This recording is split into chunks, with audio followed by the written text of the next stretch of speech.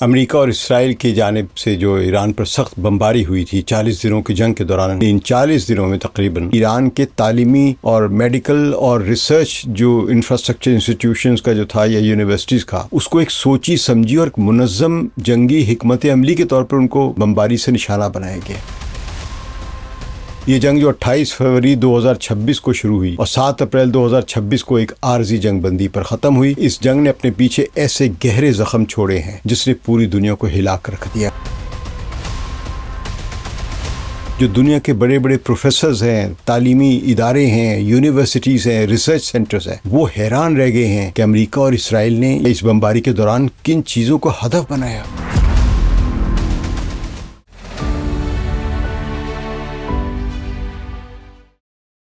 ثقلین امام کا سلام قبول کیجیے۔ امریکہ اور اسرائیل کی جانب سے جو ایران پر سخت بمباری ہوئی تھی 40 دنوں کی جنگ کے دوران، جو 28 فروری سے شروع ہوئی تھی اور 7 اپریل تک یعنی 8 اپریل کی سیز فائر تک یہ جاری رہی، ان دنوں میں یعنی ان 40 دنوں میں تقریباً جو اسرائیل اور امریکہ نے جو اہداف جن پر بمباری کی، ان میں بچیوں کا اسکول بہت مشہور ہے، مناب کا جو اسکول ہے، شجر طیبہ گرلز اسکول جو ایلیمنٹری اسکول ہے، اس کے علاوہ دوسرے ہم کہہ سکتے ہاسپٹلز ہیں، کلینکس ہیں، جمز ہیں جہاں نوجوان صرف ایکسرسائز کرنے جاتے تھے۔ تو جہاں جہاں سول انفراسٹرکچر بھی یا سول انفراسٹرکچر کہہ لیں یا ہاسپٹلز کہہ لیں، وہاں پہ امریکہ اور اسرائیل نے بمباری کی ہے۔ لیکن کچھ حقائق اس دوران آئے ہیں سامنے، لیکن وہ میڈیا میں دوسری خبروں کے ہونے کی وجہ سے اور دوسری پیش رفت کی وجہ سے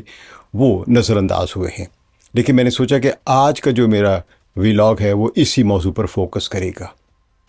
امریکہ اور اسرائیل کی جانب سے ایران پر جو مسلط کی جانے والی 40 روزہ شدید جنگ کے دوران ہونے والے جانی، مالی اور سائنسی نقصانات کے ٹھوس حقائق،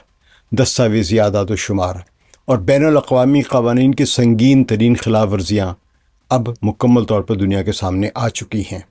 یہ کچھ دن پہلے آئی تھی لیکن میں آج آپ کے سامنے پیش کر رہا ہوں۔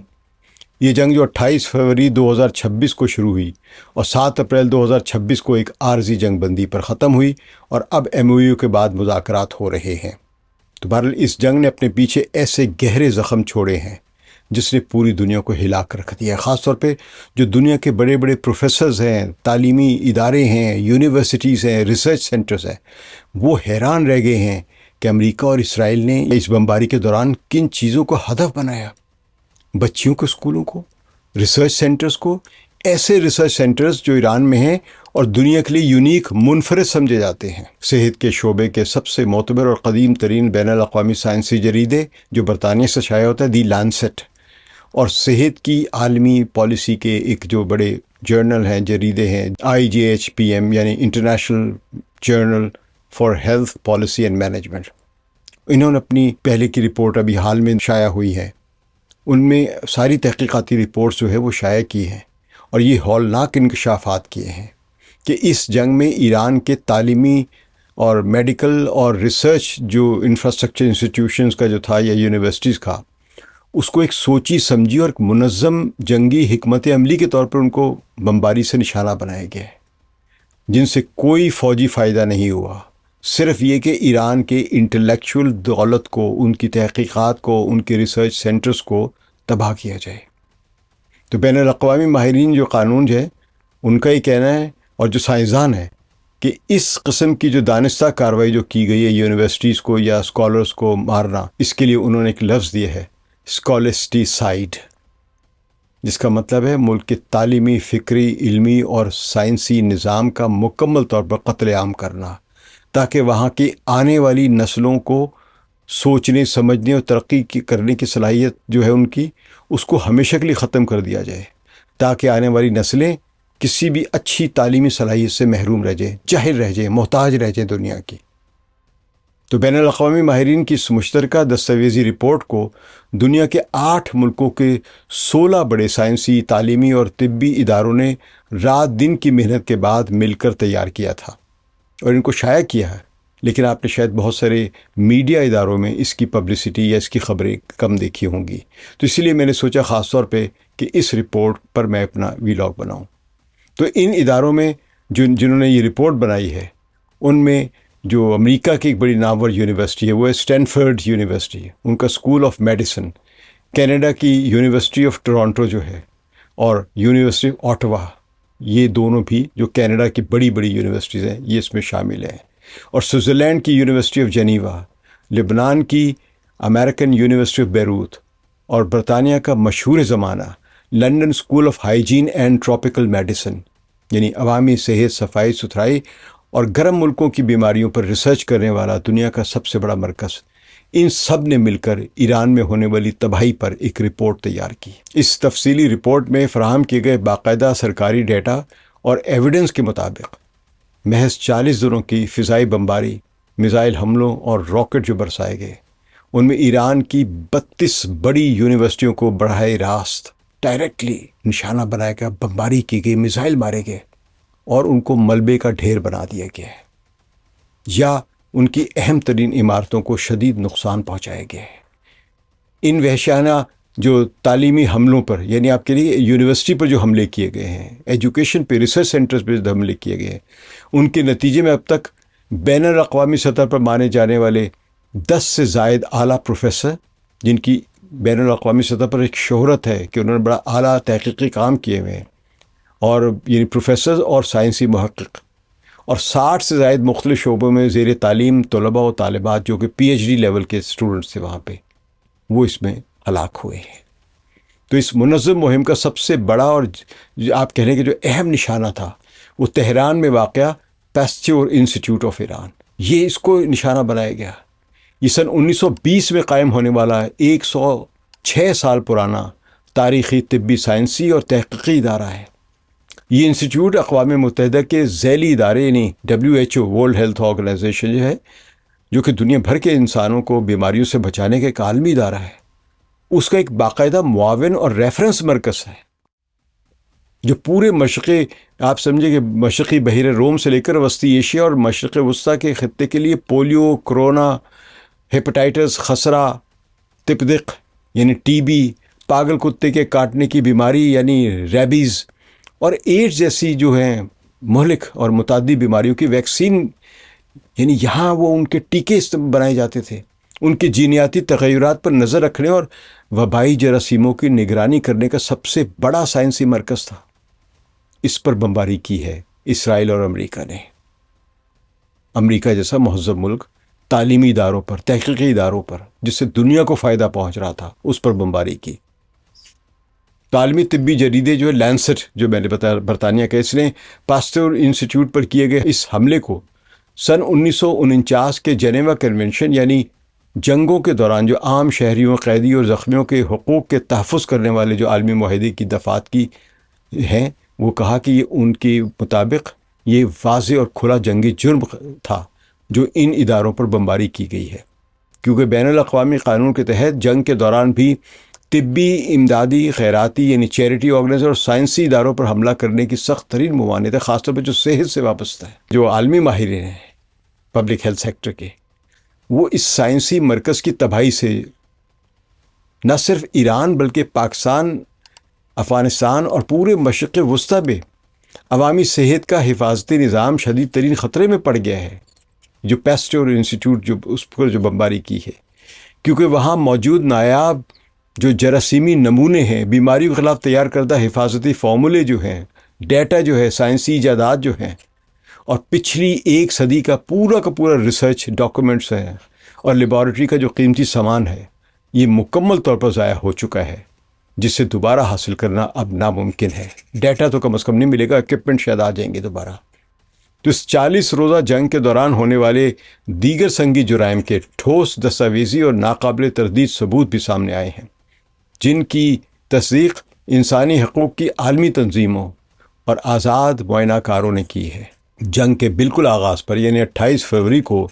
جنوبی ایران کے شہر میناب میں لڑکیوں کے پرائمری اسکول کو نشانہ بنایا گیا، جہاں صبح کے وقت ہونے والے اس حملے میں 7 سے 12 سال کی 170 سے زائد معصوم بچیاں موقع پر جہاں بحق ہوئی ہیں۔ اب 168 کا ڈیجٹ دیا جا رہا ہے۔ تو آزادانہ بیلسٹک یعنی ہتھیاروں اور بارود کی تحقیقی رپورٹوں کے مطابق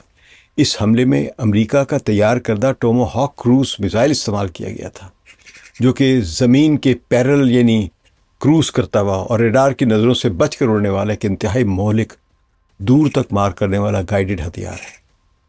اس کے ذریعے بچیوں کے اسکول کو نشانہ بنایا گیا۔ اگرچہ اس حملے کی ابتدا میں امریکہ اور اسرائیلی حکام نے تردید کی، لیکن جائے وقوع سے ملنے والے امریکی ساختہ پرزوں اور سیریل نمبرز نے اس وحشیانہ جنگی جرم کی پوری دنیا کے سامنے بے نقاب کر دیا ہے۔ امریکہ اور اسرائیل کی بدماشی کو پوری طرح بے نقاب کر دیا ہوا ہے۔ یہ غیر انسانی لوگ ہیں، ان کا کوئی حق نہیں ہے کہ انسانی حقوق کی یا انسانیت کی یہ بات کریں۔ اس کے علاوہ ایران کے وزیر سائنس، ریسرچ اینڈ ٹیکنالوجی ہیں حسین سیمائی صراف۔ ان کے جاری کردہ سرکاری بیان کے مطابق ملک کی چوٹی کی 4 یونیورسٹیز یعنی شریف university of Technology, Shahid Beheshti University, Iran University of Science and Technology اور اصفہان یونیورسٹی آف ٹیکنالوجی، ان پر براہ راست اور ارادتاً دانستاً جان بوجھ کر بھاری وزنی گائیڈڈ بم گرائے گئے ہیں یونیورسٹیز پہ۔ ان میں سب سے زیادہ نقصان شہید بہشتی یونیورسٹی کے اندر واقع laser and research institute of plasma جو ہے اس سیکشن کو پہنچا ہے، جو روشنی کی تیز شعاؤں کے جو ایٹمی ذرات ہیں اور جدید طبیعیات پر ریسرچ کرنے والا ملک کا سب سے بڑا قیمتی اور حساس مرکز تھا۔ اب تک حاصل ہونے والے سرکاری ڈیٹا کے مطابق ان 4 بڑی یونیورسٹیز کے علاوہ ملک بھر میں 30 سے زائد دیگر یونیورسٹیوں، لیبارٹریوں اور ان سے ملحقہ جو طلباء کے ہاسٹلز ہیں یعنی رہائشی کمروں کو بھی بالواسطہ بمباری سے شدید نقصان پہنچایا گیا ہے، ان پر بھی بمباری کی گئی ہے۔ تو تعلیمی اداروں کے علاوہ ایران کے وزیر ثقافت رضا صالحی امیری کے مطابق ملک کی تاریخی اور تہذیبی اور شناخت کو مٹانے کے لیے 56 تاریخی جو آپ کہہ لیں کہ جو اسلامک دور کی جو اور اس سے پہلے کی جو قدیم ثقافتی مقامات ہیں ان پر بمباری کی گئی ہے، ان کو نقصان پہنچایا گیا ہے۔ جبکہ 55 بڑی علمی اور عوامی لائبریریز یعنی آپ یہ سمجھے جہاں پہ بڑے بڑے نایاب قسم کے مینوسکرپٹس موجود تھے، مسودے موجود تھے اور دنیا بھر کی کتابیں وہاں پہ موجود تھیں، یعنی ان کتب خانوں کو، ان کے خزانوں کو، علمی خزانوں کو بمباری کر کے ان میں موجود لاکھوں نایاب کتابوں، مینوسکرپٹس، مسودے جو ہیں یعنی قلمی نسخے بھی تھے اور تاریخی دستاویزات بھی وہاں پہ تھے، ان سب کو جلا کر راکھ کر دیا گیا۔ یہ ہے امریکہ اور اسرائیل کی اصل چہرہ، یہ شکل ہے ان کی۔ یہ ہولناک صورتحال صرف ایران کے تعلیمی اور طبی ڈھانچے تک ہی محدود نہیں رہی، بلکہ بین الاقوامی فوجی معائنہ کاروں اور ریڈ کراس یعنی ہلال احمر کے نمائندوں نے یہ ٹھوس شواہد اور زمینی حقائق بھی باقاعدہ ریکارڈ کیے ہیں کہ اس 40 روزہ جنگ کے دوران لبنان کے گنجان آباد شہری اور رہائشی علاقوں میں اسرائیل کی طرف سے سفید وائٹ فاسفورس کا یعنی ان بموں کا بے دریغ اور غیر قانونی استعمال کیا گیا ہے۔ وائٹ فاسفورس کے بم جو ہے ایک انتہائی ممنوع آپ کہہ لیں کہ کیمیکل ویپن ہے جو ہوا کے رابطے میں آتے ہی 800 ڈگری سینٹی گریڈ سے زیادہ کی شدید آگ اور گرمی پیدا کرتا ہے، اور یہ انسان کے گوشت کو جلا دیتا ہے، سیدھا ہڈیوں کو پگھلا دیتا ہے، اور اس کی آگ پانی ڈالنے سے بھی نہیں بجھتی ہے۔ کئی ایسے واقعات ہیں جہاں پہ جو شخص اس میں جلا یا کچھ لوگ جو اس میں جلے ان کی لاش ملی ہی نہیں، بعد میں اتنی بری طرح جل گئے تھے۔ تو جنیوا کنونشن کے سن 1980 کے روایتی ہتھیاروں کے ضابطے یعنی CCW کیمیکل جو ویپنز کنونشن جو ہے ان کے پروٹوکول کے 3 نمبر جو ہے اس کے تحت شہری آبادیوں پر اس کا استعمال ایک بدترین اور ناقابل معافی جنگی جرم تصور کیا جاتا ہے۔ اس کے ساتھ ہی امریکی وزارت دفاع پینٹاگون کے اعلیٰ فوجی حکام کی طرف سے میڈیا میں ایسے باقاعدہ پریس بیانات سامنے آئے جن میں بین الاقوامی جنگی قوانین اور انسانی حقوق کے برعکس یہ کھلم کھلا کہا گیا کہ جنگ کے دوران ہتھیار ڈالنے والے مخالفین، پسپائی اختیار کرنے والے فوجیوں یا زخمیوں کو کوئی پناہ، رعایت یا طبی امداد نہیں دی جائے گی۔ یعنی آپ یہ دھمکی بھی نہیں دے سکتے، یہ قانون کے خلاف ہے۔ تو امریکہ نے ایسی دھمکیاں دی، پینٹاگون کے بیانات میں ایسی دھمکیاں دی گئی۔ تو بین الاقوامی قانون کے تحت جنگ کے دوران ہتھیار ڈالنے والے یا زخمی ہونے والے دشمن کے فوجی کو جنگی قیدی یعنی POW بنا کر اس کی جان کا تحفظ کرنا اور اسے جنیوا کنونشن کے تحت انسانی حقوق دینا لازم ہے، اور اس قانون کی خلاف ورزی جو ہے وہ ایک عالمی کٹہرے میں ایک سنگین جنگی جرم مانی جاتی ہے۔ تو امریکہ نے تو یہ کھل کے سارے جنگی جرائم کیے ہیں. لوگ تو صرف نتن یاہو یا اسرائیل کی فوج کے بارے میں جنگی جرائم کے الزامات لگا رہے ہیں یا جینوسائڈ کے الزامات لگا رہے ہیں. یہاں تو امریکہ کا محکمہ دفاع پینٹاگون خود یہ جرائم کا اس نے ارتکاب کیا ہے. ایران کی وزارت خارجہ کے ترجمان اسماعیل بقائی اور وزیر سائنس کے مطابق ایرانی حکومت نے ان تمام نقصانات، جانی نقصانات یا بلڈنگز کے نقصانات اور تعلیمی اور طبی بنیادی جو انفراسٹرکچر ہے اس کی تباہی کی قانونی دستاویزات جو ہیں، سیٹلائٹ تصاویر جو ہیں اور فورینزک یعنی سائنسی اور قانونی ثبوت اکٹھا کرنے کا عمل اب مکمل کر لیا ہے. یہ تمام ٹھوس ڈیٹا